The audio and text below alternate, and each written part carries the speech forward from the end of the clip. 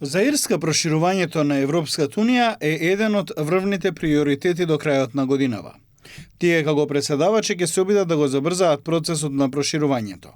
Ќе работат на зацврстување на пристапните преговори со Црна Гора, а ќе прават напори за суштински напредок со Албанија, Молдавија и Украина. На агендата се наоѓа и Македонија. Исто така, секако, силно ја поддржуваме и Северна Македонија и незиното пристапување во Европската Унија и ќе работиме заедно со партнерите во Унијата и со властите тука во Скопје, за да видиме кој напредок ќе може да се направи на тоа поле. Од владата велат дека Македонија останува посветена на реформската агенда и исполнување на сите критериуми за полноправно членство во Европската Унија. Владата во тесна координација со Министерството за европски прашања и останатите институции работи интензивно на исполнување на предвидените мерки и рокови. Постигнатите резултати се јасен показател дека реформите се спроведуваат со сериозен пристап и со силна политичка волја. Не историјата, туку реформите треба да бидат носители за членството на Македонија во Европската Унија.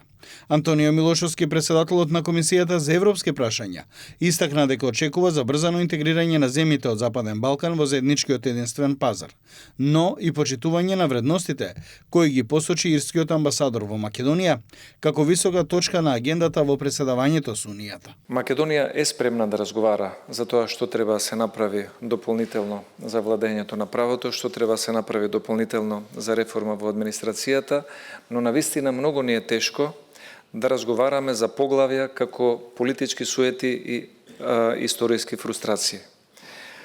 Таквите поглавја на историски фрустрации, што се случило пред 150 години, да биде детерминанта за тоа што треба да се случи утре, како наша заедничка европска иднина, навистина сметаме дека не се релевантни параметри за процесот на проширување. Милошовски воедно побара поголема поддршка по рационално однесување на одредени земји кое би било во заеднички интерес.